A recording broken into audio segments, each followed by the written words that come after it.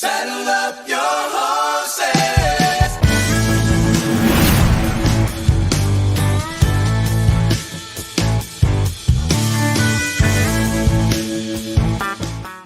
Pitter patter, let's get at her. It is another episode of the Manely Broncos Podcast, and we have certainly an exciting show for you guys here tonight. I'm sure you guys have been following along within the last, I'm sure, 7 to 8 hours, or, give or take, maybe the entire day, or should I say even the last 3 hours, but it's been a wild turn of events with everything that has been going on. And boy, Brandon, let's just first off, before we dive into, of course, the breaking news, how are you doing, buddy? You doing good? Yeah, this was an interesting day that I did not expect when I woke up, but yeah, otherwise I'm doing good. Yeah.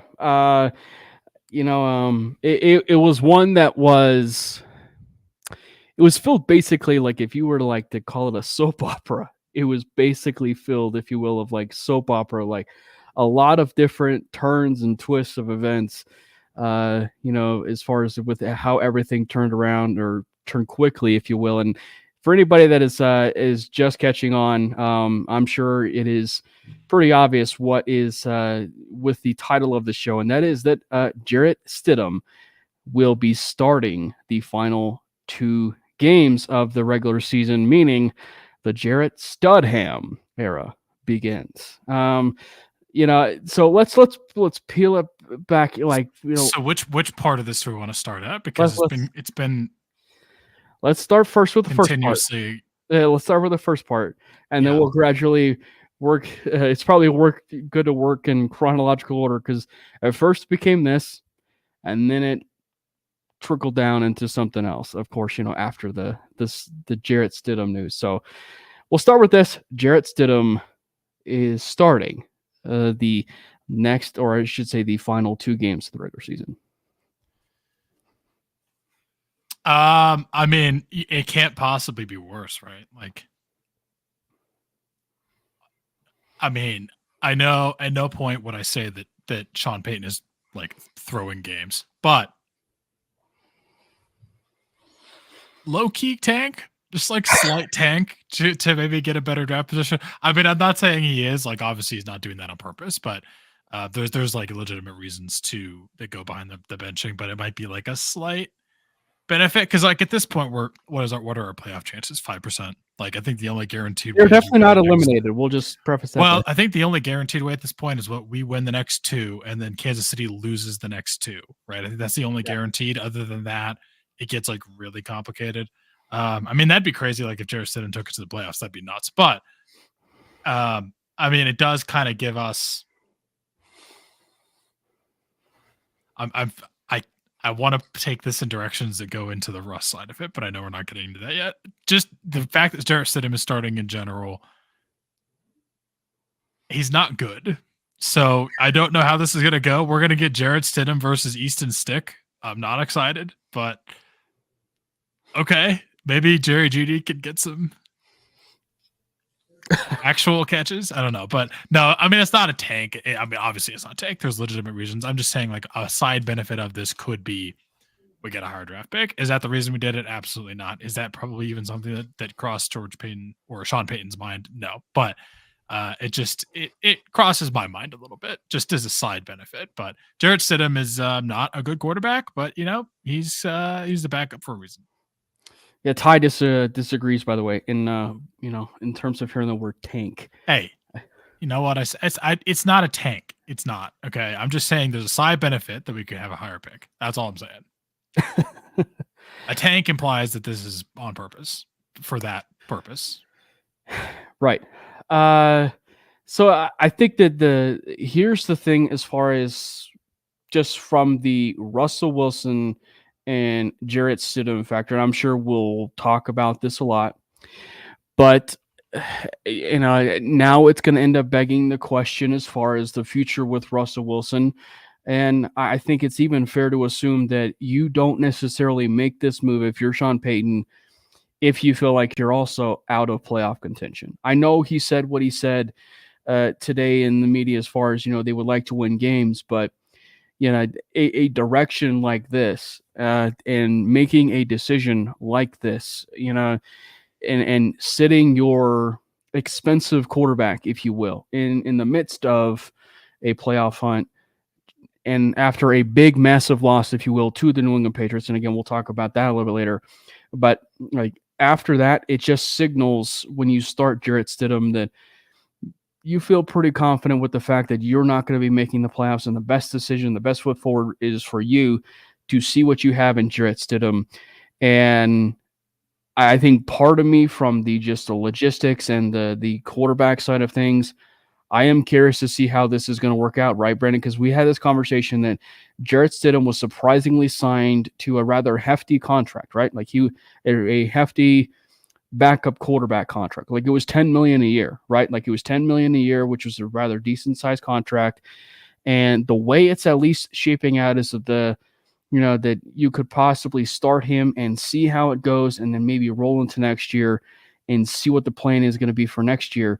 Because the Broncos are going to have a lot of question marks, and we'll certainly address, here in just a little bit. But I'm curious, just from the quarterback side of things, the thing with Russell Wilson that made it so difficult, and I'm not trying to merge, the two different topics here.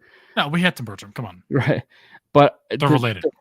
The way that it is as far as quarterback play, Russell Wilson is not an in-structure quarterback, or he's not an on-script quarterback, right? Jarrett Stidham was handpicked by Sean Payton, and we know that Stidham, whether he's good or not good, he is a structured quarterback. He plays within the system, right? And I feel like that kind of quarterback would do wonders with the kind of offense that Sean Payton would ideally like to run, meaning the communication issues we are seeing with Russ and Jerry Jeudy. Maybe you actually see it a little bit better with Jerry Jeudy and Jarrett Stidham. And just in general, as far as just the overall weapons, guys like Marvin Mims and maybe Cortland Sutton, just a little bit more than just shots down the field. So I think that, you might see a little bit more congruency as far as maybe what the offense would like to run. And of course, it does help the offensive line too, because we know that when Russell Wilson scrambles and he's off script, it tends to put a little bit more pressure on, of course, on the offensive line as well. So, so I feel like, while Jarrett Stidham doesn't necessarily move the needle per se, as far as like the quarterback position, I think it is the ideal offense that Sean Payton would like to run. Well, Sean Payton, to me, seems like a guy that values something that he can control. Or maybe another way to look at this is that he wants to know what he's going to get from his offense, because he is that offensive guy. He's so detail oriented in the way that he attacks defenses. Like he wants to have a guy that he can trust to do the right thing and to make the play that he's telling them to make. And it's so hard to do that with a guy who is pretty much only successful off script. Is it a great side skill to have? Absolutely. Like that's literally Patrick Mahomes. Patrick Mahomes is the guy that he can make the plays that you needed to make, that you're telling him to make, but he can also make the play when the play breaks down. The problem with Russell Wilson is he only does one of those things. He doesn't make the play that you need him to make. He only makes the play when the play breaks down. Is that play sometimes amazing?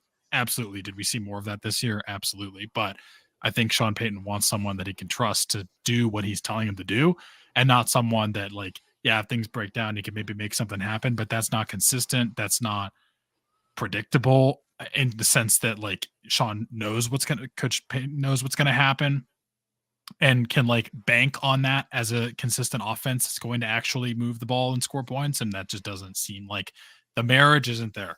And it feels like he tried to get that to a point where the marriage would be there, with the reports of basically him saying, like, yeah, Russ, go to your first read. If the first read is an open scramble, right? That seems like pretty much exactly what he tried to get him to do. And in that sense, like, he was trying to give some form of consistency there of, like, well, if the first read is open, there's at least something we can do to move the ball. But that's obviously not been happening. So he wants a guy that he can trust to run his offense. And I know we're not really talking about the Patriots game yet, but the more I watched that game, the more I was like, I don't think Sean Payton trusts putting the ball in Russell Wilson's hands. and it was never more evident than on that last drive when Right. they were kind of starting to come back. It was weird, like at the very beginning of the game or the most of the initial part of the game, he was really, really bad. He kind of had those couple plays and drives where he looked really good, and then he kind of just like fell back off. Like I don't remember the exact play, but I think it was one of the first ones when we were pretty much trying to drive down to get a field goal and win, or a touchdown and win. And it was kind of like a really weird nonchalant play where like Russ got the snap and he kind of dropped back and he kind of just like didn't even go through his reads. He sort of just like tried to throw it to the running back and it like didn't, I think it was knocked down or something, but it was just like, it just looked like a waste of a down. And I bet Sean Payton was furious. Yeah. He wants a guy that he knows what he's going to get. Yeah, and I think the other thing with Russ is, I said on the 5280 podcast, but like his pros are also his cons. Like whenever a quarterback throws off of his back foot, they may be really comfortable throwing off of their back foot, but it also can lead to really bad situations, right? and for Russell Wilson, when you're scrambling and you're forcing the offensive line to hold their blocks rather long, that's great. Or you're running into the defender, causing the sack. But I was just going to say, but just you scrambling around is making it great for yourself, but it's also making it much harder in terms of just the overall play itself. So it's a con and it's a pro all in one.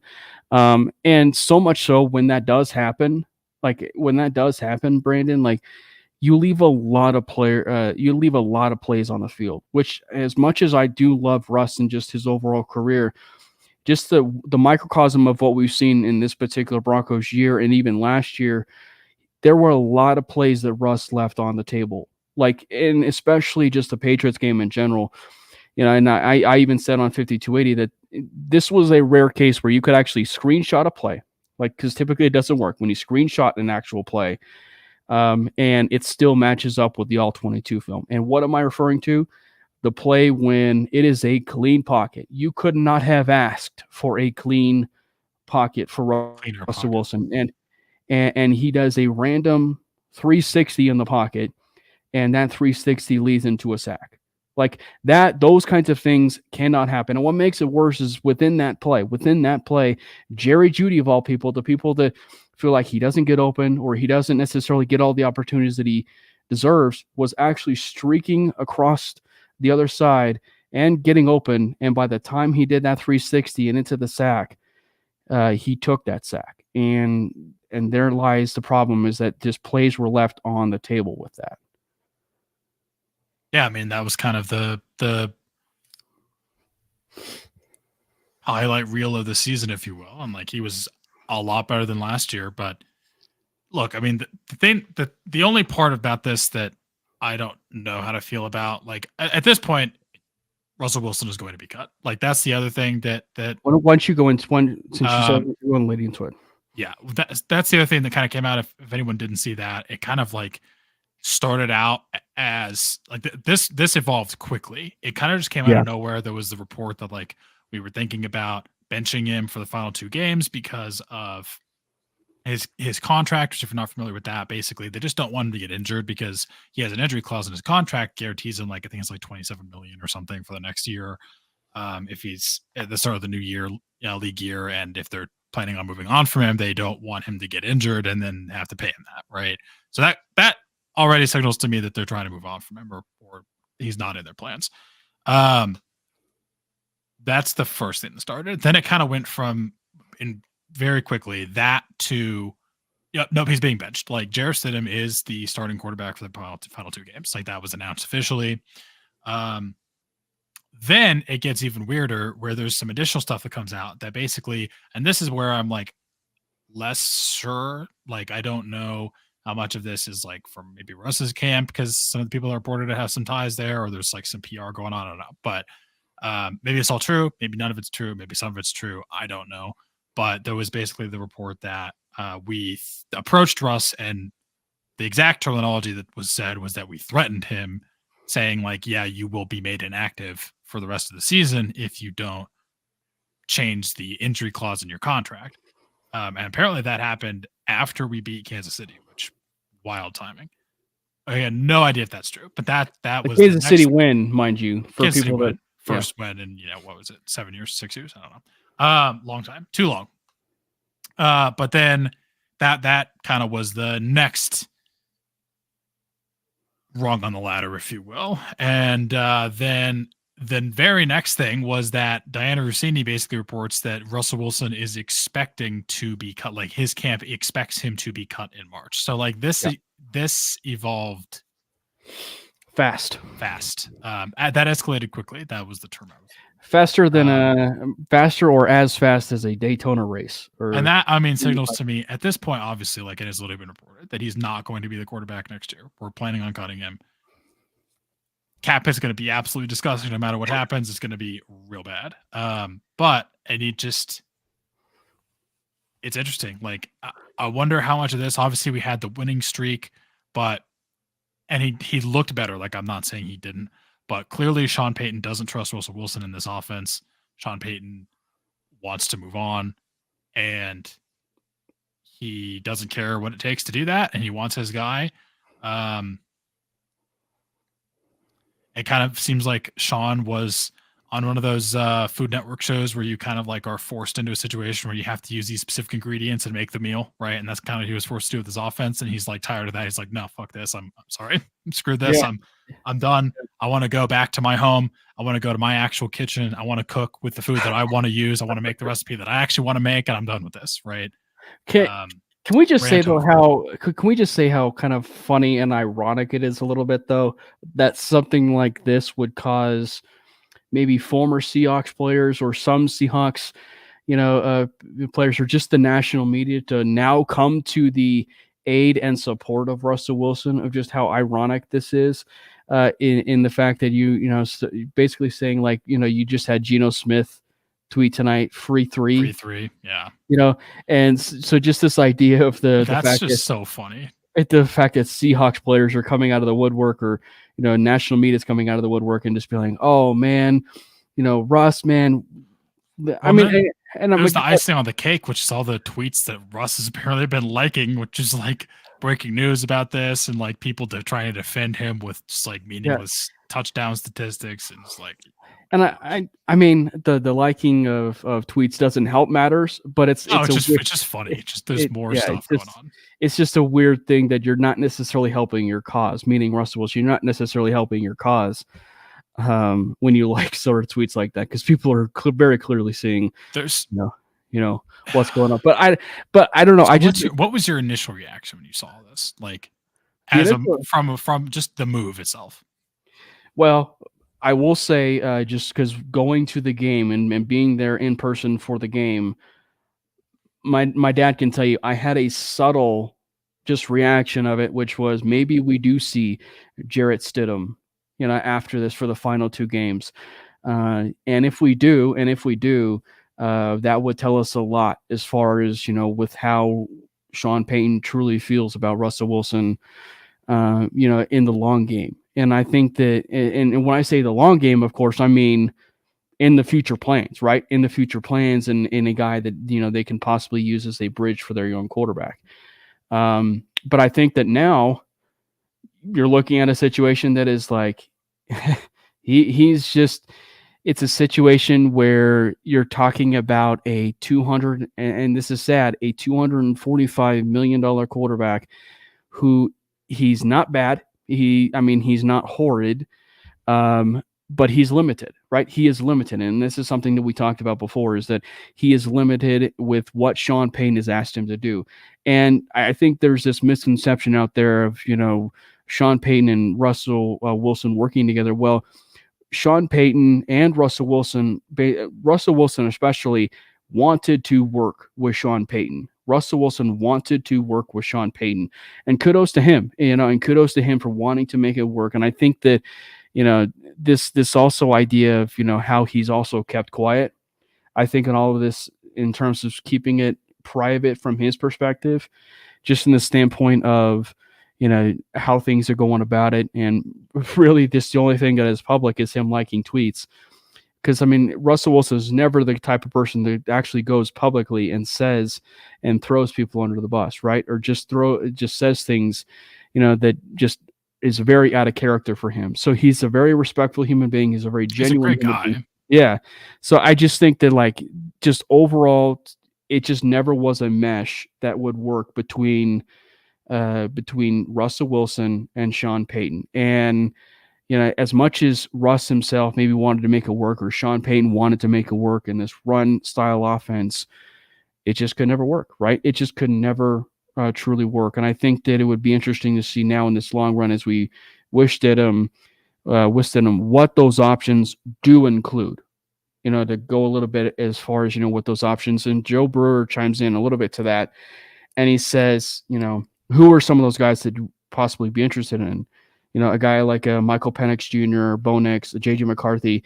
I would to the latter part of that, I would say that Drake May and Caleb Williams are probably out of your conversation. Never say never, but I would just say it's out of the conversation. I mean, you certainly can't rule a trade-up situation, of course, but it's more about the J.J. McCarthys, the Bo Nix, the Michael Penix, and maybe even the Jaden Daniels, depending on how the Broncos shake out. But Brandon, well, I mean, there's also a very real situation here that we don't go after any of those quarterbacks in the draft because we know that this is going to be a very large check that we're going to have to eat. And I think one of the things that I'm interested to see is like, what exactly do they do? Do they make it a post-June 1st cut where it's kind of split between this year and next year? Or do they take the full dead cap hit this year and maybe they just consider 2025 a wash? And maybe if they do that, they'd be looking into the draft as more of like, we're not going to go after a quarterback. Let's build up the rest of the offense, build up some of the defense, go after a quarterback in 2025, and just take this as a year where we're going to eat the cap hit and figure out what we're going to do. I don't know. I mean, could we absolutely still go after one of those quarterbacks? Sure. But it's just interesting to me that could be something to keep in mind. I feel like the way that the Steelers come trade for Russell Wilson, please. I feel like the way the Broncos went about it in terms of the injury settlement makes me believe, one, a pay cut restructure was going to end up being on the table. Like if he accepts it, which probably won't now. Probably won't now. But I think that the other part of this is that what you referenced in terms of the dead cap, right? And there's ways, because once he's not on your roster, you can spread out that dead cap however it is, that you would like. And so I think that, I think that the way things just rolled about and the way that things have been, if you will, fractured, the relationship between Russell Wilson now and Sean Payton is fractured. And so I think that there's no way he's on this team. Yeah. At this point, it's literally impossible. Yeah, at this point, it's literally impossible. And so you do, and financially, the financial part of this, and to make it easier for yourself, is rather than just keep the dead money as it is, stretch it out, like spread it out, make sure you do it in this year and next year. Because if you do it in 1 year, you're just going to hamstring yourself, to everything that it's going to be in terms of with 2024. So I think that with the way that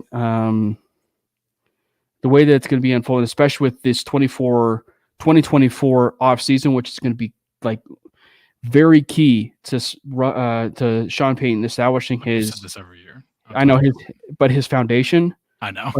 Like between this last off season and this one, it's truly going to set up what his foundation is and needs to be for this team. So he needs to get that quarterback right, if you will, this off season. What it's going to be and what it's going to consist of, that's the design of Sean Payton. So as far as Carolyn Brax mentions, do you think Wilson would like being a second string quarterback? Frankly, I don't think so. Absolutely not. Yeah, no one wants to. I mean, he would. But I mean, because you're also talking about a guy who is $245 million of a backup right now, and that's not ideal, not even for any team, because that particular quarterback should be your franchise quarterback. Let me rephrase that. Anyone that actually is competitive and has been a starting quarterback probably doesn't want to.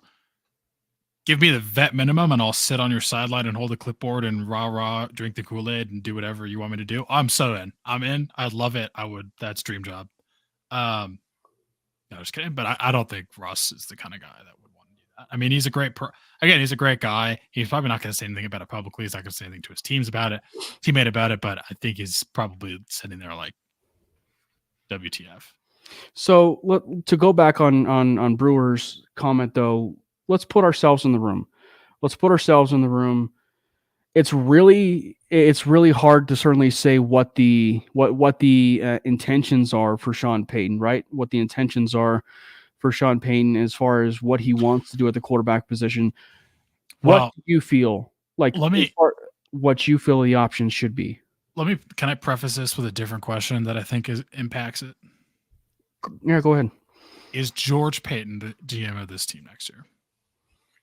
It's a very interesting question. And I know that people felt like, what was it, when Sean Payton went out today and he talked about the offensive linemen and the 5 offensive linemen, people thought it was maybe like a direct shot at Russ, possibly with that. I actually took it as... I took it as a direct shot at Sean Payton, or not Sean. I took it as a shot at George Payton. Why would you say that? The way that he described about, I can't always go out there and buy, 5 offensive linemen when we know that in the last offseason, George Payton went out and signed 2 offensive linemen, right? And so I just think that, it's something that we also know that George Payton has not necessarily been the greatest in terms of free agency. He's brought in some solid pieces. So... Go ahead. Yeah. But I think in general, though, just to not go to the free agency side of things, just the fact that the Russell Wilson stuff now appears to be ending a conclusion, right? It's safe to say that appears to be ending a conclusion. And to make matters even worse, the ownership is signing off on the idea, one with the injury settlement, of course, during the season with Sean Payton and, feeding into this and the whole conversation between them, Sean Payton, and the NFLPA, right? The fact that they're signing off on this whole idea does not necessarily bode well for a guy like George Payton. Now, what we don't know, and we're not in the room every day, is was George Payton one of those people? Like one of those people, that signed off on that? Because I think that the thing that people also have a tendency to forget too is like, people can change, but the sad reality is people can definitely change and sign off on a deal like that, but it does not necessarily, keep you long-term with a company, right? Or keep you long-term just because your fate is settled. You know what I mean? So when you say signed off on that, you're talking about like the report that there was like a whole discussion with the team and lawyers and NFLPA and Russ's agent about the injury thing. Yeah.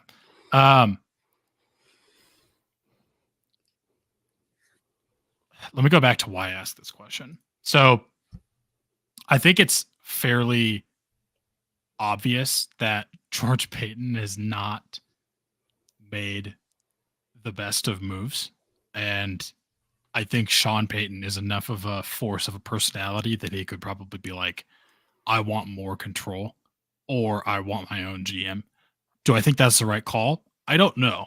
I don't know the answer to that question. But just looking purely at is George Payton the GM of the team next year? I mean, let's just kind of look at his highlight tape here. And I will preface this by saying some of these things I've heard minor reports of like the ownership agreed with him on this and wanted him to do this. And I have absolutely no idea if that's true. Although with the timing of it, don't know if I believe that, but basically he obviously made the trade for us. That in by itself, bad. Thank you, Cleveland Browns, for trading for and subsequently extending with fully guaranteed money to Deshaun Watson, because without that, this would probably be the worst quarterback trade of all time. Mm-hmm. And probably also contract. Obviously traded for Russ. He extended Russ with that massive contract before he played a single snap of football for this team, when he still had 2 years left on his contract. So at the end, literally, we are still on the Russell Wilson Seattle contract. The contract that we gave him has not even kicked in yet. That's how not far we are into this thing.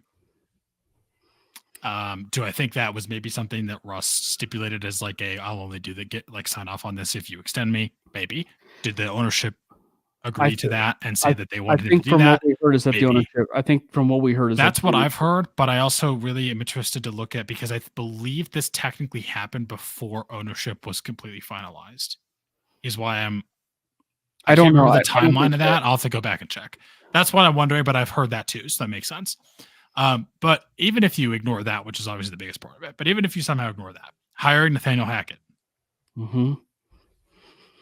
Yeah. bruh, the huge Randy Gregory contract that did nothing for you, and yes, you somehow were able to kind of get out of it because you traded him, but we're still eating some of that money, and he's very, very bad.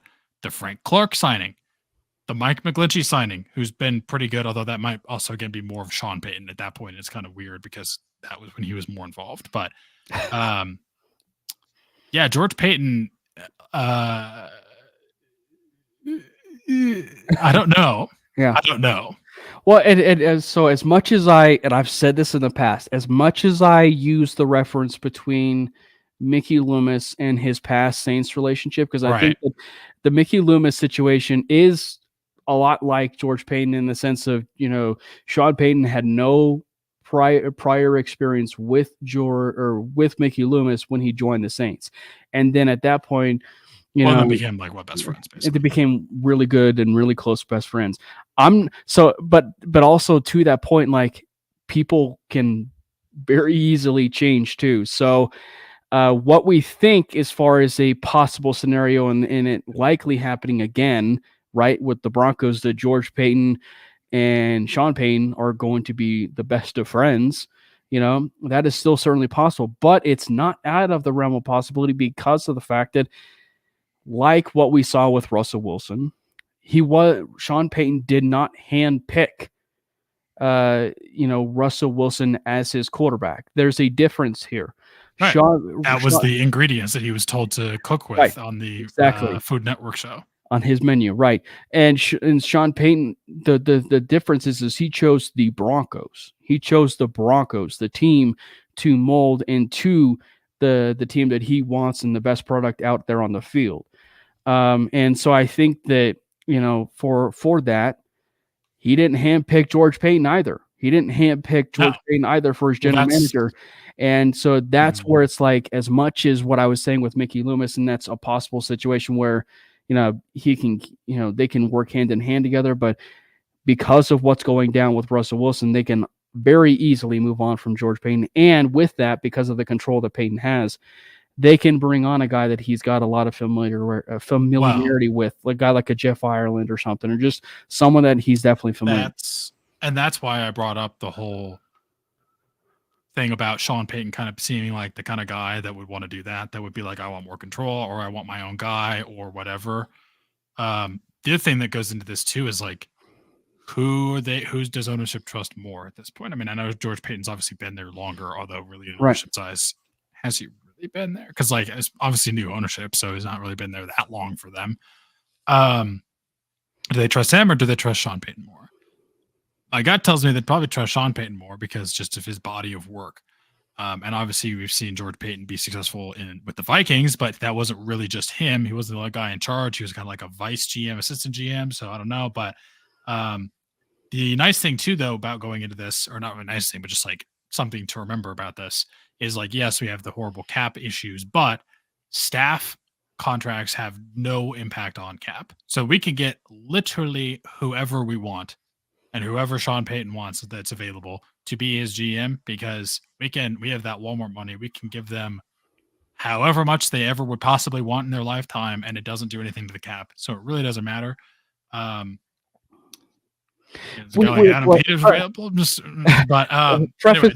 interesting. We should preface this and clarify again. The Broncos cap situation, for people that are listening, cap situation may not be the greatest, but the Broncos ownership has cash to spend. Yeah. There's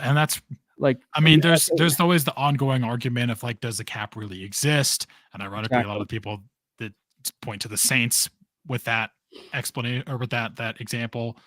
And I don't really know where I fall on the issue. I mean, like, obviously the cap exists for a reason. It's not fake. I mean, you can't do literally whatever you possibly want, but I think there are loopholes. Is this going to be an absolutely just disgusting, monstrous thing we're going to have to eat no matter what we do. Yeah. But again, there's some ways you can kind of work around it, make it slightly less bad. But really what my whole point with that is like, it's not going to affect the GM because staff does not get impacted by the cap hit. So you can pay staff whatever you want, and we can go after whoever the best possible GM that Sean Payton wants is, and give them $15 million a year. It's not going to happen like that. But I'm just saying, like, it doesn't. You have no limitations because you have that cash. I mean, like, could the Raiders do that? No, but it's not because of the cap. It's because they don't have the money. They literally don't have the money because they're spending it the two head coaches, which we'll probably preview the Raiders game a little bit. Hilarious. But still, though, like the best choice for them is to continue to hire, from within. Well, and they might keep their interim guy, which is what they should do. They didn't do that with Rich Bisaccia, but this is what they should do. They as done far messed as up. yeah.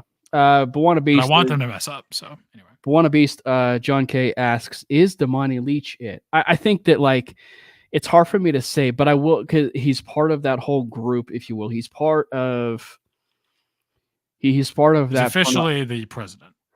Right. And so I think that the best way to interpret it is like he was one of those like late additions, right? Or late in the sense of like he was added a little bit before the season, but he was just after the ownership got settled because they needed a president, right? And so they got out August 11th, 2022. Yeah. But he seems very highly qualified. I mean, he's done a lot of stuff with the international scene in terms of the NFL. He's done stuff within college, of course. So he seems very qualified, and he did come very highly recommended from a lot of people that I was reading, like, within social media. So it's hard for me to say now because, of course, it's, within 1 year, and you can't make a judgment call off of 1 year. And, of course, like the whole foundation, of course, is not necessarily, seen yet. We have not necessarily seen the end results take place yet. So you can't really necessarily make the judgment call. We can have our reservations, of course. But you got to see it come to fruit first before you make the true judgment call. Yeah. So just to go back quickly to your question about what we do in terms of the quarterback. Here, I'm fascinated to know the answer. Let's just, because this will be the first offseason. And I feel like we say this so often, and I'm so sick of it.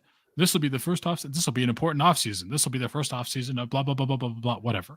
But this will truly be the first offseason that we get to see where, assuming we move on from Russ, Sean Payton can go out and get the guy that he wants, get his quarterback, whoever that is. He can get his quarterback, and I trust Sean Payton. He can get wide receivers that he wants. He can stock the cupboard a little bit more. I know the draft picks aren't as plentiful as maybe we'd prefer them to be, but maybe one of the things that we do, again, this kind of goes back to that. Maybe we don't go after a quarterback this year. We kick the can down to 2025, which kind of suck, but you know what? We've been in hell for 8 years, so who knows? Is that maybe we lose these last 2 games, end up with a somewhat higher draft pick, and then we trade down, get more stuff. I don't know. I don't know the answer to that question. Maybe we go after a wide receiver. Maybe we go after an offensive lineman. I don't think Joe Alt falls that far, but who knows? I don't know what'll happen, but I think it'll be interesting. Especially when you kind of start to see reports of who we're bringing in for visits. Who are we going and scouting? Is it Jaden Daniels? Is it Bo Nix? Is it Michael Penix Jr.? Like, I don't know. Although I would say, like, it does kind of suck when we were in the beginning of the year, we were like 1-5. We're like, well, we're going to get a top 5 pick. We're going to get one of the premium quarterbacks, right? And then we go on that 5-game win streak that happened this year. Very, I still can't believe that happened after like what happened at the beginning of the year, and then what's happening now. It just feels like that was on another timeline.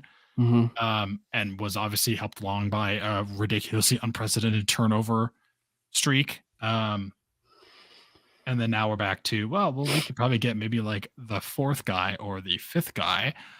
So who knows? But then also you look at classes too every year where, like, literally as recently as 2022, The first quarterback, Kenny Pickett, bad.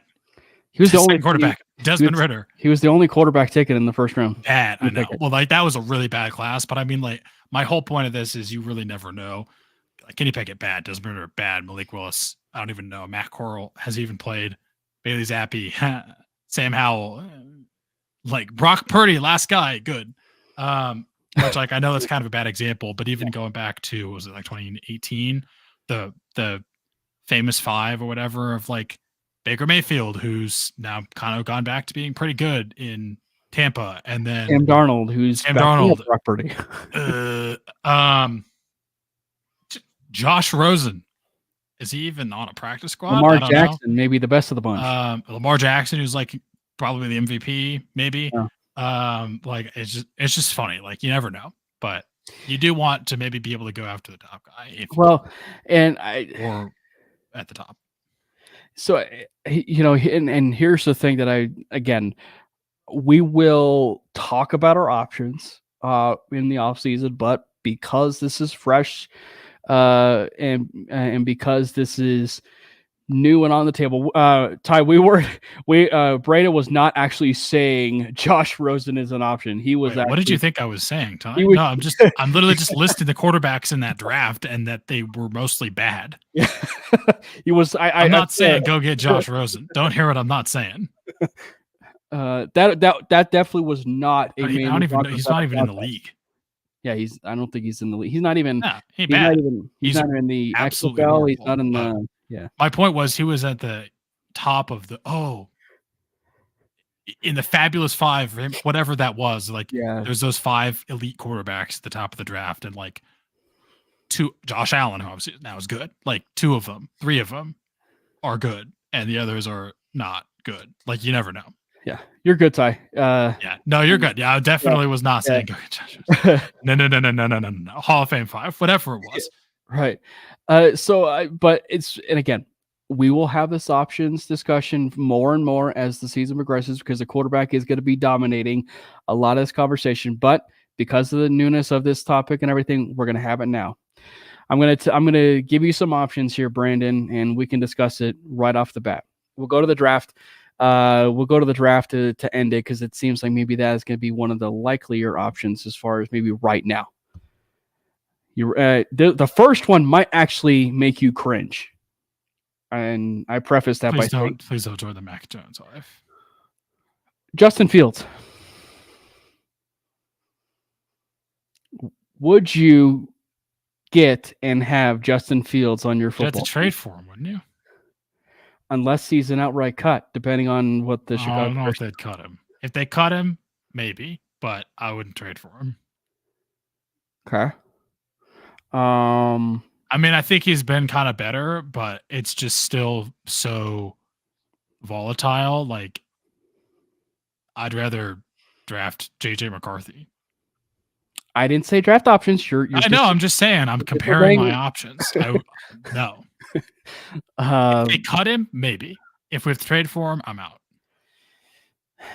So I'm on this thing with him that's like the offense that the Broncos ran with Russell Wilson. You could probably run with maybe those limitations, right? Yeah, but I don't do that. Does he want to continue to run that offense, Sean Payton? Because it doesn't seem like you liked it. That's the reason why. That's the reason why I'm asking this because I don't know that answer necessarily. But for Fields, I mean, you're talking about a quarterback that I'm only speculating, but you would put him. You go back to Ohio State. He was within structure, right? Like he was within possibly structure at Ohio State. Then he goes to Chicago, and he turns to be this athletic guy down in Chicago. So I think that if you put him in the Broncos offense, maybe with what Sean Payton would want, maybe he could see Justin Fields as like a Jalen Hurts project, right? Like a Jalen Hurts project that he could possibly work with. So I'm kind of curious about that. I'm definitely interested in the idea. I'm not fully invested in it. Oh, I'm not saying absolutely no. It depends on how we get him. And so then another option, not at the top of my list. So another option, and it's actually in the chat right now, but Sam Darnold. as we just mentioned his name? No. I'm tired of these. Will they work out? Maybe Band-Aid quarterbacks. I mean, again, if Sean Payton goes out, it's like, I Would you love call Sam him Darnold. a Band-Aid quarterback, though? Sam Darnold? Yeah. Because I feel like a Band-Aid quarterback at this point He's not been would literally be Joe Flacco at this point.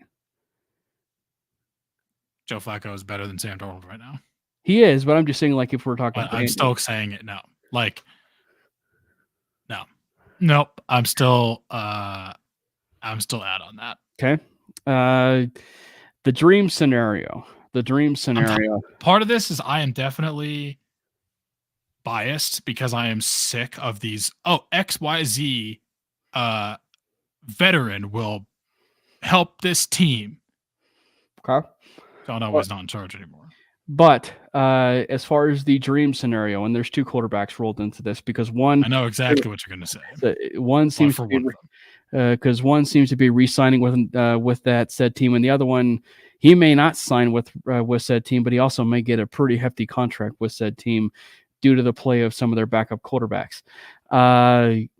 Let's start first with Baker Mayfield. He's staying in Tampa, but I would like it. This is where we get more screwed over because we don't have the cap to give him the contract he'd want. And that's the same for the other guy you're going to say. But I'm just saying. I like Baker Mayfield. I don't think he's going to be available. Would I go for it? Sure. I like Baker Mayfield coming out of college. But I don't think he's going to be available. I don't think so either. Because I do think he's going to be staying with the Tampa Bay Buccaneers and then Kirk Cousins. Tampa. And then Kirk Cousins. I'd love Kirk Cousins. I would love Kirk Cousins. I like Kirk Cousins. I also do not think he's going to be available. And I also definitely don't think we would be able to pay him what he's going to want because of the cap. Yeah. It would also be so funny. Unless there's some way that like we can work around. Like, this is where my cap knowledge is limited. I don't know if there's any way we can like work around it with more cash up front. And having this much cash helps us with that. I don't know. Would I be interested in it? Absolutely sure. Kirk Cousins was very good this year. Kirk Cousins is still an underrated quarterback. He's not the most underrated quarterback because Matthew Stafford exists, and we should fucking trade it for Matthew Stafford. Oh my God. I wanted that to happen so badly.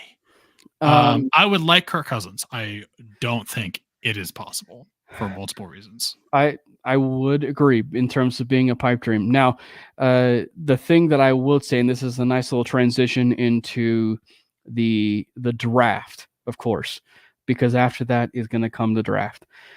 I think Cousins is the right prototypical, if you will, example. If I had to pick one non-draft quarterback, it would probably be Cousins. But I don't think it'll be possible. But that's who I'd pick. But as far as like the consensus, like what quarterback you would feel like would work the best and perfect with Sean Payton, you would say Kirk Cousins style quarterback, if you will. And so I think that this who I think would work perfectly in Sean Payton's offense.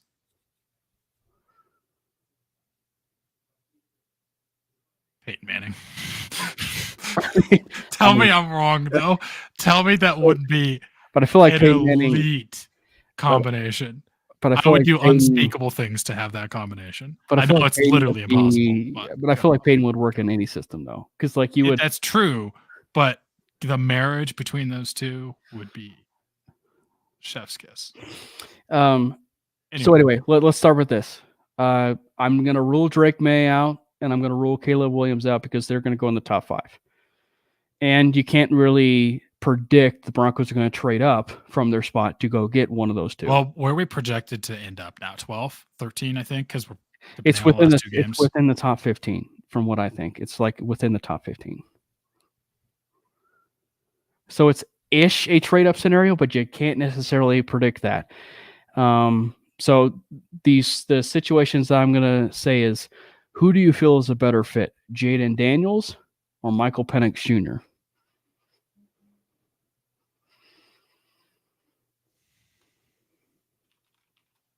Because I feel like... Oh my God, that's hard. Okay, better fit, or who do I think Sean would want?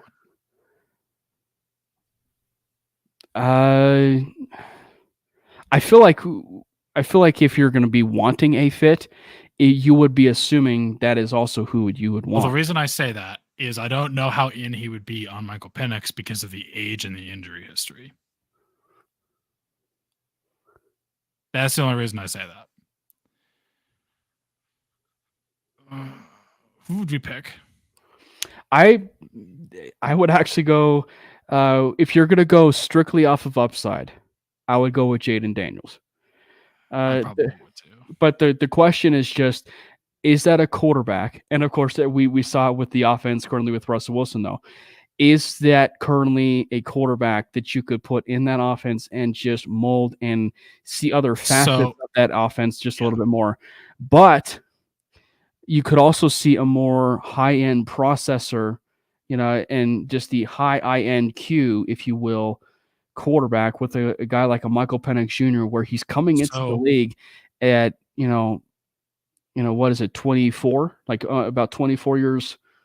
So I think that, or 23, 24. He will turn, before the league year starts, he'll be 24. Yeah. So, I mean, like, he's coming in, not necessarily the Garrett Bowles situation per se, but like he's coming in pretty wise beyond his years. And depending on go ahead. Depending what happens with this, depending on what happens with the playoff situation, I would imagine it's going to bump up his stock even more. But that said, the Pac-12 championship game that he had was really, really impressive. And we can say that he's got the weapons and everything, but I feel like just as the offense that I think Sean Payton would want to run would just fit perfectly with a guy like, Penix, the way that he can. So that's why I asked, who do I think is the best fit and who do I think would Sean want? Because I think Michael Penix might be a better fit, but the age and the injury history makes me think he would maybe lean more towards Jaden Daniels. Which even with the age, could give you a window to still take Penix, and you start Jarrett Stidham for. Well, no, if you take Penix, you're starting Penix. Here's the thing: if you take a rookie, start the rookie. That's my opinion. I'm not disagreeing, but I'm just saying, like, if you also feel like he's just a tad bit raw, you start him anyway. I'm just saying it's a tad bit raw. It gives you at least enough wiggle room to start. You're going to find out next game why Jarrett Stidham, you wouldn't want to start him anyway. This is all lining up, by the way. Yeah, good. This is all lining up by the way, that Jarrett Stidham is going to throw for like 4 touchdowns, and that would lose my mind. That would be ridiculous, but he's not going to because he's bad. But I think the other side of this, though, he's backup quarterback. It's fine. But the other side of this, and the other quarterback that just intrigues me when we talk about Kirk Cousins, is J.J. McCarthy. That's the other side of this coin with J.J. McCarthy, that when we talk about QB evaluations and the draft process and everything like that, everything changes on a dime. Right now, J.J. McCarthy, from what I envision it, is a day 2 selection. But with everything that is unfolded with Michigan and everything that is going to be transpiring after this game, and then after that is going to be how does it overall look in general for him in the draft? Because if you were to truly say who is maybe a carbon copy fit for what maybe Sean Payton would want to do, and as far as maybe a younger Kirk Cousins, if you will, it would be J.J. McCarthy. Like, as far as I like J.J. McCarthy. J.J. McCarthy would be the guy in a trade down situation, Mm-hmm. or if we somehow win out and maybe even still in a trade down situation, he'd be the guy that I'd go after if we're trading down and still quarterback's on the table and we're not just punting the position. But I like J.J. McCarthy. Yeah. He's just, it's one of those situations where J.J. McCarthy, Jaden Daniels. I think he'll probably still going to, I think he's still going to be a first round pick. Yeah. It might be late first round. The reason why I'm hesitant, really late. The reason why I'm so hesitant on Jaden Daniels, and we'll talk about it, of course, later, but it's the Anthony Richardson syndrome of what we saw last year. Is if someone bets on the upside with a guy like Daniels, is you will see a team reach or just overdraft a guy like that, and then of course you're going to be forced to start a guy Anthony Richardson was overdrafted.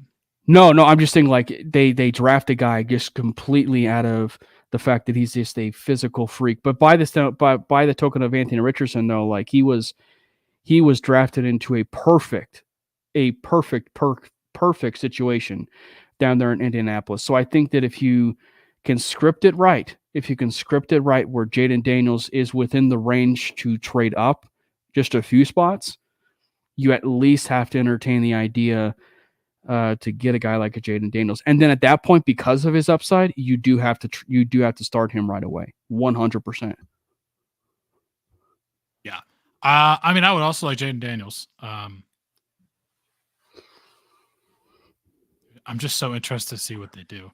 I am But too. here's the other thing: like, you could also very easily, like, if you told me we're going to take a tackle or we're going to take a wide receiver round 1, I would be 100% okay with it. Yeah, and of course, I only say this from the quarterback perspective, just given the light of everything that's gone on in the past, 4 to 5 hours, and of course, just the overall day with the Russell Wilson news and so on and so forth. So, just real quickly, as far as the Patriots game, and then we'll roll it into the Chargers preview. It was frustrating, Brandon, because here's a game where the Broncos needed to win, and when you just look overall with just the overall game, they needed that game. And I tweeted it and I said, when you lose to a 3-win football team like the Patriots or whoever, you don't deserve to make the playoffs. And maybe that alone. I said that exact statement. Yeah. And maybe because of that situation of them not winning that game triggered Sean Payton even more, given the conversations of everything that transpired, of course, maybe in the span of 2 months, with Russell Wilson and the whole ownership and the franchise and so on and so forth, of it being fractured, that it tipped to a boiling point where it's like, all right, it's time. And, we've had this conversation with you, Russ, but we're going to finally move on and we're going to go forward with Jarrett Stidham. But it was there. People will certainly talk about the timeouts situation, near the end of the game. I didn't necessarily have an issue per se, just overall as a whole, because I think that people forget that the Patriots had 1 timeout and the Broncos had like 2 timeouts. And I think that Sean, in an ideal situation, was just using it from the situation to get the ball back and win the game. Now, the thing that pours a little cold water in that situation is what he did after the Patriots, punted the football to the Broncos, is that it was about as conservative as you could possibly get at the quarterback position or just as an offense. And maybe I felt like he had to. Well, I understand, but I'm just saying, but regardless of, who you feel about the quarterback or how you feel about the quarterback, that was just not that was not a great look in terms of the support of Russell Wilson, just in general, because, he had been in those 5-game winning streaks, a quarterback, that was able to make that play, right? Like, he was able to make that play and make it happen to where, he was able to win some of those games. And maybe it was just because, Sean Payton waved the white flag in the sense of like, Courtland Sutton's not on the field, so, screw it. We'll just, we'll make it, extra conservative, if you will, and play for overtime, in air quotes. Yeah. I mean, not having Courtland Sutton definitely really sucked. That entire just ending stretch was disgusting, but it's only made worse by first play of the game. We get a strip sack. We're at basically the goal line and we go 4 tries and we don't get anything. Come on. Yeah. And I don't mind it even too, as far as just the decision to continuously, go for it and go to the 4th and goal. But like, as far as the way that it transpired, it's like, it only is as successful if it can be converted, right? And that drive, that specific drive where they didn't get points up on the board, you just hate to say, but it sadly set the tone for the entire game. And it did. The other thing that sucks, though, and part of it was kind of set the tone for as well by that, is, and I hate to say this because I love him, I do not think Javonte Williams is ever going to be back to 100%. Yeah. He just does not look good, to be And honest. and if there's anything that is in, if you want, And it might not even be his fault. He had very significant lower knee injury to two different muscles. Like, yeah. it's not his fault. It sucks, but he just doesn't. It's hard for people to come back from that. It is especially hard for running backs to come back from that. And some running backs, especially, you'll see it with Achilles. I know he didn't tear his Achilles, but you'll see it with Achilles all the time. Running backs tear their Achilles, never look the same ever again. And he just doesn't look the same. I mean, he had some of the kind of the vintage runs a little bit where he kind of like runs through guys, but he just didn't seem, he looked slower. He looked like he didn't see the hole well. Like, that didn't help Samaje Perine. I like it. That's the other thing. It's like, would be surprised if we take a good running back, not high, but maybe higher than we would expect in this draft. Yeah, and as much as we do love Javonte Williams and his potential, he looks lost. And like it's one situation where I think that for him, gosh, it's hard because and maybe it's the way that things have transpired from his recovery with his injury that you want to caution yourself in the sense of like, and appreciate the fact that he has just played so far this season. Like, that's a victory in and of itself, that him playing so far this season, but it's just the way it's transpired. It feels like he's running into blockers, right? Like, he's not necessarily seeing holes. Like, he's running into the offensive lineman. Like, he's creating unfortunate situations for himself. Meanwhile, you got Samaje Perine, who seems like the much better back, right? The much better, back. And I think that would be a question in terms of, some of the miscues for Sean Payton is what would necessarily have transpired with Samaje Perine for the delay to use him until later on in that game.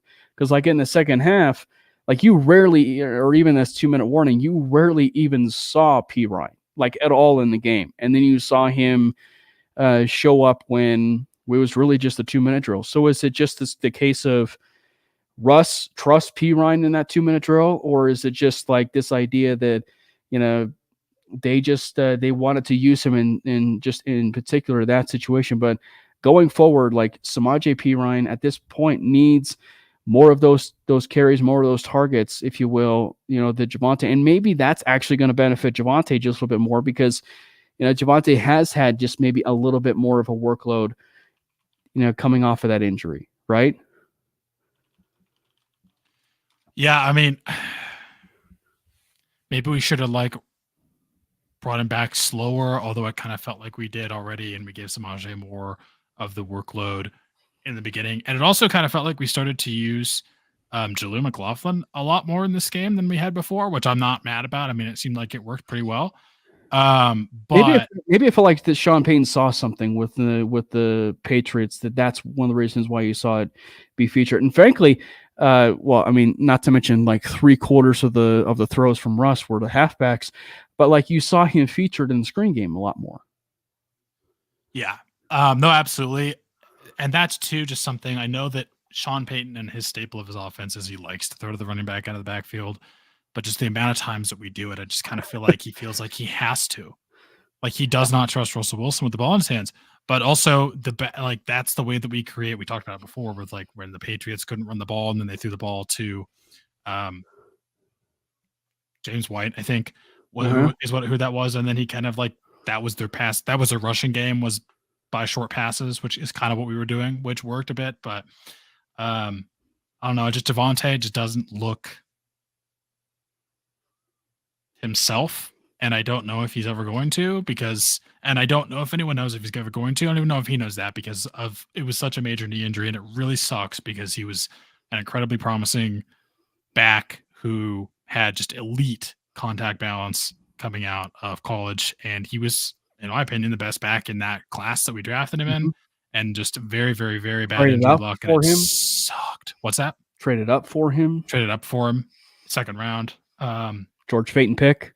And it just absolutely sucks that he had that issue, but I'm not a fan really of paying guys in free agency. Draft someone else this year. So you're saying you don't want Josh Jacobs? No. I like Josh Jacobs. I don't pay running backs in free agency. I kind of agree with you, though. I mean, And it sucks for them. It Yeah. sucks for them because they deserve the money. It's a very hard position. They deserve the money because it's a short shelf life of position. You get injured a lot. You're asked to do a lot. They put a lot of wear and tear on your body, and it sucks. You get hit the Mhm. most. But I'm sorry. I just don't pay running backs in free agency. It just doesn't work well. I'm sorry. It's a shitty system. Well, and it's just the way that things have just unfortunately gone. And also, like with rookie quarterbacks, I just think that like for quarterback or running backs, like running backs, just when it's a rookie, they easily come into the league and they actually hit the ground running because of their fresh legs, right? Oh, well, And it's just not a position that requires a lot of development to transition into. Exactly. It's one of the easiest actually to transition to. I mean, look at Keaton Mitchell. Who knows what Keaton Mitchell's going to end up doing with Baltimore long term? But Keaton Mitchell actually is ended up being, one of the, steals, if you will, of that entire draft. As far as just the Patriots' point of view and just the defensive side of things, I really, it pains me to say this, objectively, and as much as it was a really rough game from Pat Surtain's point of view, you gotta give Mike, if you're listening, we're using that word. You gotta give flowers, I feel like, to Bailey Zappi, because Bailey Zappi had a game, and I know that there were some back shoulder, throws that were allowed by Pat Surtain. But like those are like perfect throws. I mean, Pat Surtain had to have like finite and like perfect coverage, if you will, on those situations where like he just had to hit it just right. The timing had to be perfect. And on those back shoulder throws, Zappi was just hitting them. Like, and so to his credit, Zappi actually played his butt off in that game. So as much as Bill Belichick was out coaching Sean Payton, if you will, in that game, and it was also the execution of the players within the Patriots. Like Zappi was on it that entire game. The wide receiving core of the Patriots, which is just full of unknowns, and guys like Mike Gesicki was rising back up from the ashes and being a really good tight end again. Devontae Parker show up out of nowhere again. Like it really was a really good game from the standpoint of that Belichick and Zappi really came to play. I don't know how to feel about that because they were one of the worst offenses in the league for basically the entire year. Even with Zappi, was better than Mac Jones, but it pains me to say it, but I mean, yeah, they did. I mean, you're right, but it just like I'm tired of this. You just hope it was just an unfortunate game, if you will, and something that the defense can, learn from. As far as the Chargers game, I'm not. I don't know what to expect. I guess now that the Broncos have transitioned to this Jarrett Stidham era, the expectations of, if you will, getting to the playoffs is going to end up now taking a back seat from my perspective. And I think that from the Chargers game and even with the Raiders game, so not to give like a future preview of the Raiders game, but like at this point, it's just going to be all about what are we going to get a chance to see from the developmental side of things, right? Because, of course, one thing we didn't get a chance to touch on is the Kareem Jackson news. The Kareem Jackson move happened where they ended up moving on. They ended up moving on from Kareem, and so much so that you get a chance to see the youth of that safety room a little bit more. Guys like P.J. Locke, more so guys like J.L. Skinner, Delaren Turner-Yell, with guys like Justin Simmons. So really looking forward to seeing the youth of this team. And actually, it looked like at one point in the game between the Patriots, Riley Moss was just inches away from actually having his first career interception. Would have been an impressive interception for Riley Moss. So I think that's kind of one of the things that I'm really looking forward to is seeing what the future of this team, and in particular the defensive side of the ball, and then maybe something as far as like the offensive pieces. And it will be interesting, Brandon. It will be interesting because we talk about the miscommunication that's happened with Russ and Sean Payton, right? There's been very obvious disconnect between Russell Wilson and Jerry Jeudy.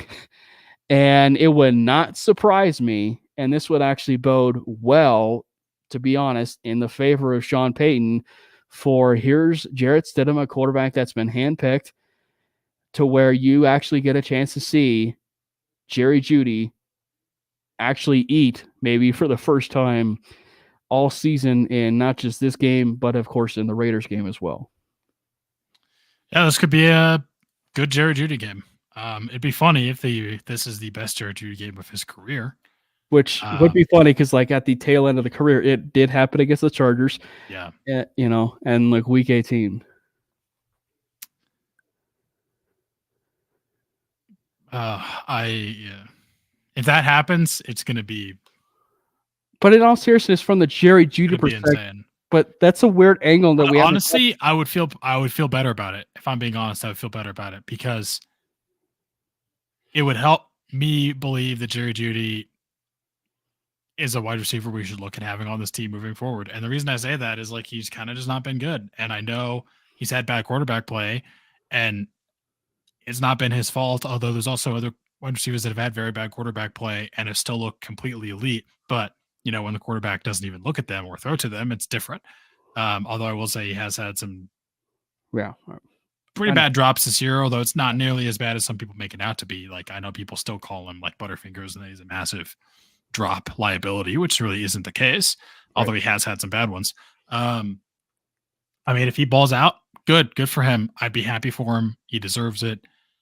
I would be happy because it would look like he's someone we can maybe rely on in this offense moving forward. So I'm actually, excited to see what happens in these final two games with Jeudy and Stidham, and see if someone who has a bit more anticipation and can throw to guys that are open and not just like break structure and then throw it to Cortland, who will somehow come down with it because that's his game. Maybe it'll work better, and we'll see a better Jerry Jeudy, and we won't have as much of an issue with I feel like the wide receiver room is low key a need, and maybe it's less of a need if Jerry Jeudy balls out. I feel like it would still be a need regardless. It'd still be a need, but just less of a need. Yeah, it would still very much be a need, and I think that the thing that would just be missing, and this is not a knock on Courtland Sutton, and I'm not trying to preface this by not a knock on Courtland Sutton, because when Courtland Sutton is, he's been Russell Wilson's favorite target, but what the Broncos are really missing, and maybe Jerry Jeudy can mold into that guy, maybe Courtland can mold into that guy within the offense of Sean Payton as far as the system, but like the Broncos need a dominant wide receiver one, that like the Demaryius Thomases, right? The Brandon Marshalls at one point in time in the Broncos career, like guys that you can just rely on for, 15 targets of a game, if you will, and that they can catch nearly every single one of those, and that they are 100 yards receiving weapon every single game that you can bank on week in and week out, right? Like the Broncos need a wide receiver like that. That's going to be a game changer. And I think in an ideal world, it's probably best to go to the draft for that and develop that a guy like that. That could end up being, say, your first round draft pick, which is also not out of the question. But I think that, you should also not, you're also, I think, looking at it from the standpoint of the Broncos room is also still pretty good, because who knows what's still going to end up happening with Tim Patrick. Is he going to be back here next year? And if he is, you're talking about, if you will, an addition to that room again, and a guy that. Yes, but I feel like you can't put all your eggs in that basket because he's also coming off of a major knee injury. Of course, and I think the Javonte injury would at least give them a lot of them. A lot of thought to that possibility of them still going out and getting a wide receiver. But even then, even with that, you want to make sure you're going out and getting, and you want to make sure you're getting that kind of guy that's going to be a true dominant wide receiver one. And frankly, as far as Josh, this is actually funny enough. This is where I mentioned about Jerry Jeudy before, because I feel like Jerry Jeudy within this kind of offense would just go crazy. Would absolutely go crazy within just being a slot receiver. Like I think that, like, if you were to probably talk about a wide receiver that would be, say, like the Wes Welkers of the world in the slot, or the Julian Edelmans in a perfect world, Jeudy would be that kind of guy.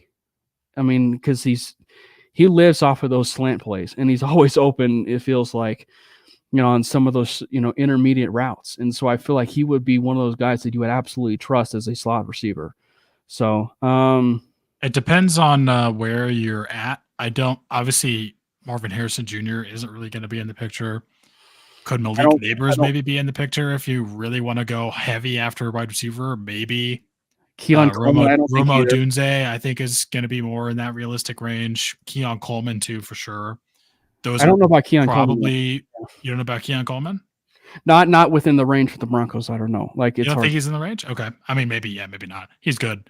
Those are all obviously first round guys. So if you want to go after a wide receiver in the first round, you absolutely can. Those guys you can go after. Is that the best decision? I don't know. But it is. I don't think anyone knows. But the interesting thing to follow, of course, was, and this is the Jerry Jeudy and slot receiver comment stuff, but Marvin Mims, just that was handpicked by Sean Payton, and whether that was just a guy that was handpicked for his system, or someone that or a guy that was not just KJ Hamler's replacement, but also Jerry Jeudy's replacement, and possibly being a slot receiver that could possibly work within the slot as well. So something, maybe to look forward to, as far as maybe if they do move on from Jerry Jeudy, you can maybe use Marvin Mims in those types of situations as well. Oh my God, I want to see more Marvin Mims usage, please. Let's see some more end arounds. I'm kidding. No, shut up. John K mentions Brendan Rice. Obviously, Brendan Rice is the former CU Buffs wide receiver, son of Jerry Rice. And he went on to play at USC. And actually, USC is playing tonight right now, actually, in their bowl game. And Josh obviously mentions the other part of this equation, which is the athletic tight end. The athletic tight end, of course, is something that, the Broncos do miss. And I will say a really nice little cue as far as maybe if the Broncos are going to be, should I say, heavily invested in tight end, is how do they feel about Greg Dulcich and Lucas Kroll? If they feel good about that particular room, you won't necessarily see them invest in a first-round talent. Now, granted, I will say, as we're talking about first-round talents, Brock Bowers very likely could be within that range that you could take Brock Bowers at the pick that you have. And then I don't know how I feel about it, but I like Brock Bowers. Oh, you only like Brock Bowers? You don't love Brock Bowers? I mean, I like him. He's good. Would I rather take other people? Yeah. Like, would you rather have Brock Bowers or Jaden Daniels? Well, I mean, I would obviously go for the quarterback instead of the JJ McCarthy. Yeah. I mean, Romo Dunze. Well, it would depend on the evaluation process with JJ McCarthy. I know. I'm just saying that's what I'm going through. Because you could possibly get Michael Penix Jr. and Brock Bowers. Down and get Brock Bowers? Maybe. It just depends, because weirder things have happened. With the tight end room, because and part of this is me being scarred from the Noah Fant selection, who was good. I mean, he's not bad. I'm not hating on Noah Fant. Hey, the Detroit Lions drafted the Detroit Lions drafted TJ Hawkinson really, really high. Yeah. They did trade him in division, and he turned out to be a pretty darn good tight end with the Minnesota Vikings. And funny and ironically enough, Noah Fant, they both played at Iowa. They replaced him with another tight end, right? They replaced him with another tight end from Iowa named Sam Laporta. Yeah. Iowa's tight end. It was to have someone else in Iowa. All right. Moving on to our picks segment. We're going to do something a little bit different on this one, Brandon. We're going to do our NFL picks. I didn't, I should say prepare you for this one, but with the fact that the college football playoffs is on Monday, as far as the games that's going to be on Monday. We're going to do some picks for that college football playoff. Oh God, I have not been following college football enough for this. Well, good luck, because it's going to happen. All right, so looking at the slate of games for the NFL weekend, you have. Are we starting with the NFL or college? We'll start with the NFL, and then we'll Okay. end it with college. Okay. The New York Jets and the Cleveland Browns. What would ideally be a perfect situation for the Broncos in their playoff scenario is no longer a thing. It is kind of slightly, barely a thing. Yeah, because they're not eliminated. Browns and Jets. Got to go Browns, right? Is Zach Wilson injured? Did he have a concussion? Which would probably mean that Trevor Siemian is going up against Joe Flacco. Which, by the way, ruled out. Yeah, Trevor Siemian. Oh my God! It's the Broncos ex-quarterbacks battle. So you mean to tell me that in back-to-back weeks we are going to be getting the back-to-back Broncos quarterback specials of Trevor Siemian and Joe Flacco, and then Joe Flacco and Case Keesum in the last one? I'm going to go with Joe Flacco. It's the Browns. Joe Flacco looks weirdly good. I don't like it. The fact that the Browns literally, let me just confirm this. He has more touchdown passes as a Brown than he ever had as Bronco. The fact that the Browns, almost double. The fact that the Browns are 10-5, and a large part of the reason why they're 10-5 is because of Joe Flacco and not because of their fully guaranteed quarterback, is just nuts. Well, you know what makes it even funnier? Who was on the Jets roster for the last 3 years? That's right. So Joe Flacco. So you know that there's going to be some. Oh God. Yeah. So you just Joe know Flacco that, revenge game. Yeah.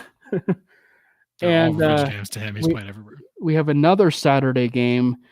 And by the way, kudos to the Lions. I know that they obliterated the Denver Broncos, but kudos to the Lions winning their first division title in team history. Getting the NFC North wrapped up. They play the Dallas Cowboys, and they actually have a better record than the Dallas Cowboys because the Miami Dolphins beat the Dallas Cowboys last week. And so the Lions are at 11-4, and they play the Dallas Cowboys. They are the only Saturday game. The Cowboys are weird, man. Now the Cowboys are back to their weird conversation of, are they frauds? Are they like pretenders in the NFC? Like, because the Lions are actually turning out to be a really solid team again. Like, so do the Lions surprise and actually, do something against the Cowboys? Because like this is a case where they could actually further their seeding. Would it actually be a surprise? Well, no, but like it would further. I think the surprise would be how further along their NFC seeding would be. Because at this point, wouldn't they be the number one seed in the NFC?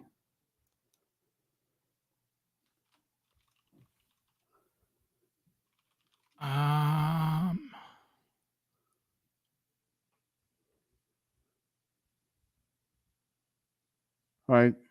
I don't know if I can find the answer quickly. It's a tie. It looks like it's a tie between. No, I don't think so, because the 49ers aren't. Yeah, it's a tie between San Fran, Philly, and Detroit. Yeah. They could get second though. And it's in Dallas. I have to take the Lions. Yeah, I'm gonna go. I can't not take the Lions. I like Dallas. I still think Dallas is good, and they might win, but I'm taking the Lions. I'm gonna go Cowboys. I have this feeling I'm gonna go Cowboys.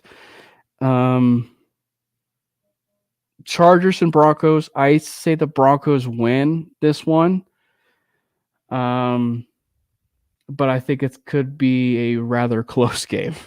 I don't even want to talk about Easton Stick versus Jarrett Stidham, other than what we already talked about, which is could be fun Jerry Jeudy.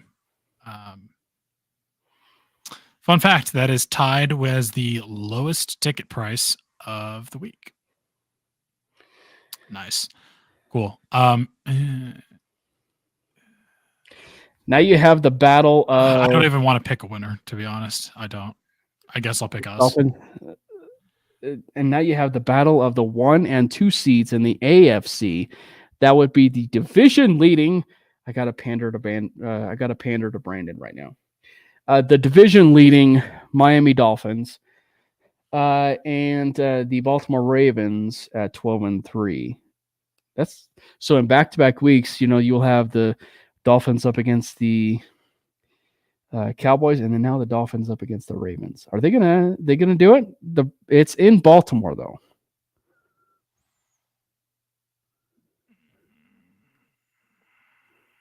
I think I'm gonna go Baltimore. This will be a really good game. It's actually, weirdly enough, it's not flexed. It's not a primetime game. Man. It's at 11 o'clock. I don't know the answer to this. Baltimore's 3.5. I gotta check some injury stuff.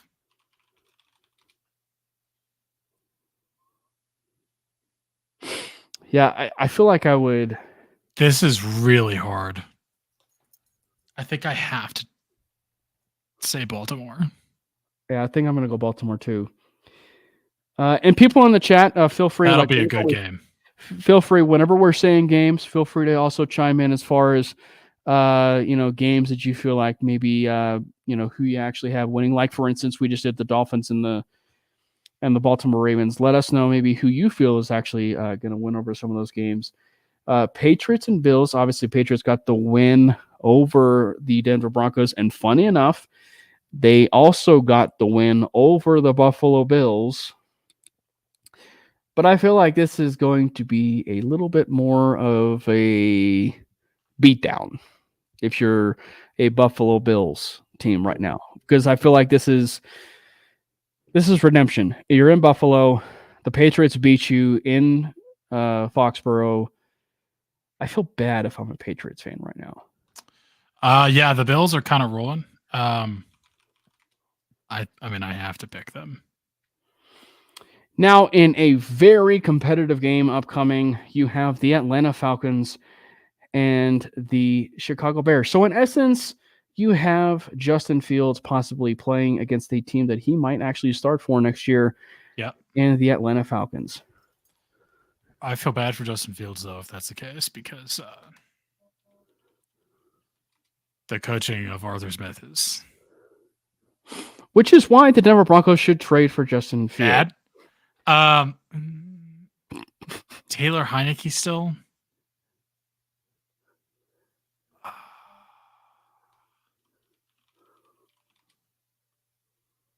I don't know who's going to win this game. They kind of eviscerated the Colts, the Falcons, which is weird. Also lost to the Panthers.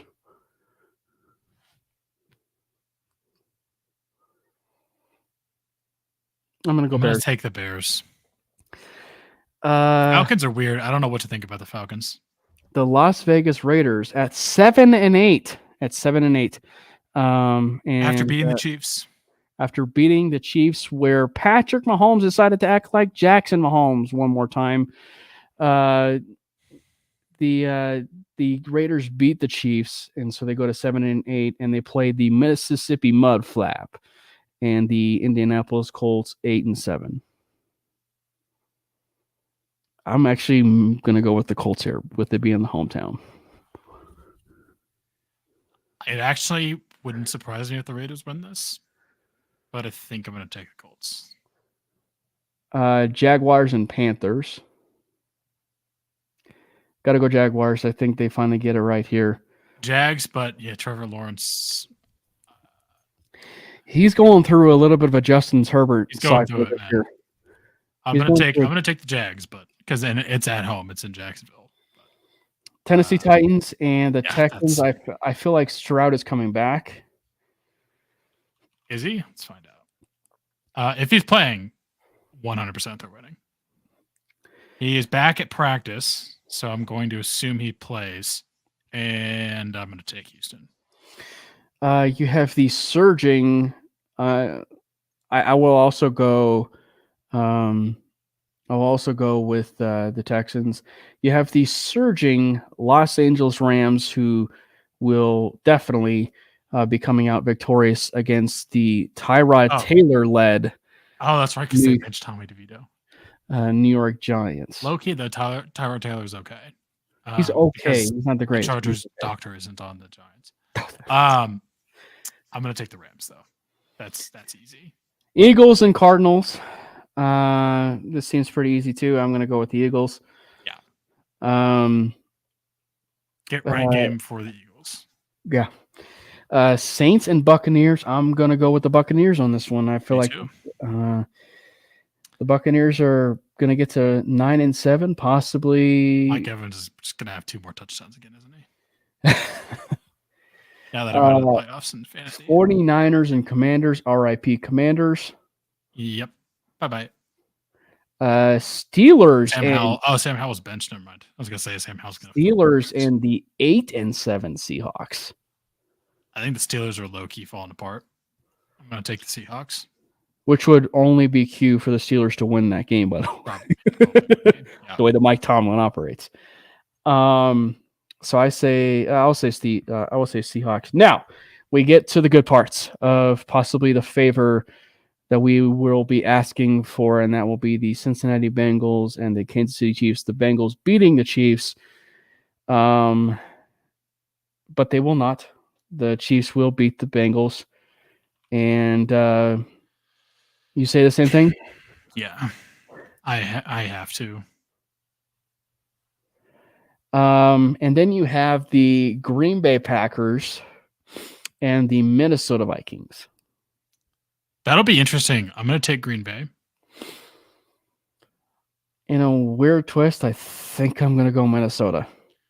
Really? You think Nick Mullins is going to come back and be? I don't know. It's at home. It's at home. Or Jaron Hall. Yeah. Well, Nick Mullins had one of the worst interceptions. It was so bad. I have ever seen in my life on that game, where he basically threw it into BJ Hill's lap. Like, it was actually, this is funny. It actually rivaled as bad of an interception as Brock Purdy's when Iowa State played TCU, when Brock Purdy was being sacked and he was in the process of throwing the ball. And as he's falling down, he's throwing the ball and it's across his body and clearly behind the line of scrimmage. And it falls in the lap of the TCU player, and the TCU player just runs it into the end zone. Which it was pretty much similar to that. Yeah, except minus, the length of the pass. Yeah. I'm digging the Packers, man. Even if it's Jaron Hall, come on, Packers. Jordan Love is kind of doing work. Okay, now we go to the fun part of this. The college football playoff, Brandon. We're adding a little bit of a twist here. The college football playoff will now take place. So now you will have Alabama go up against Michigan, the 1 against the 4, and Texas up against Washington, which I would imagine is probably everybody's favorite game of that, of that day. You have Alabama against Michigan at 3:00 on Monday. And then you have Texas and Washington at 6:45 later that evening. Both games on ESPN. Michigan is at minus 1.5 and Texas is at minus 4.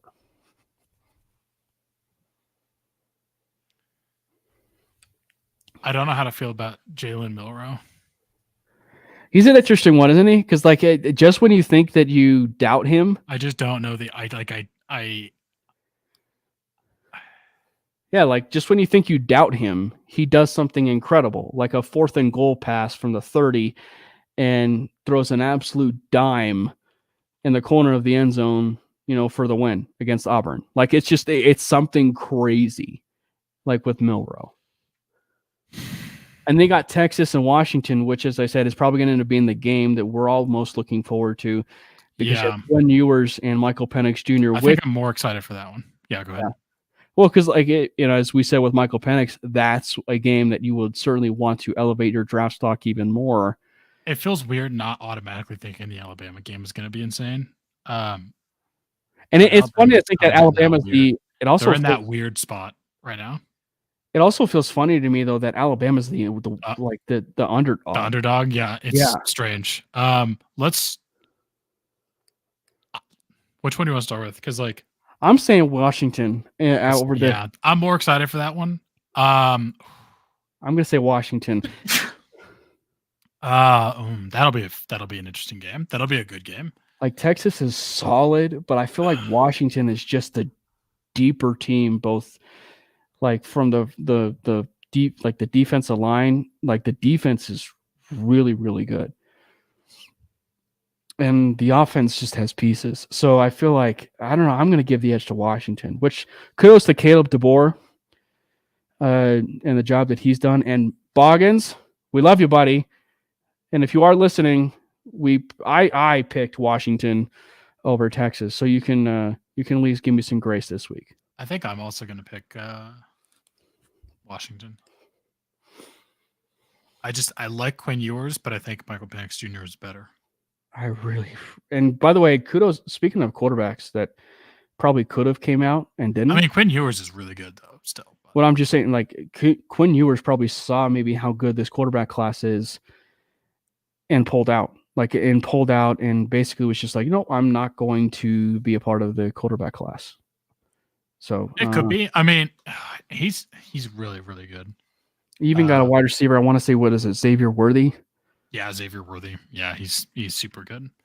What was the guy, the interior defensive lineman that Broncos may actually draft as far as the target this year?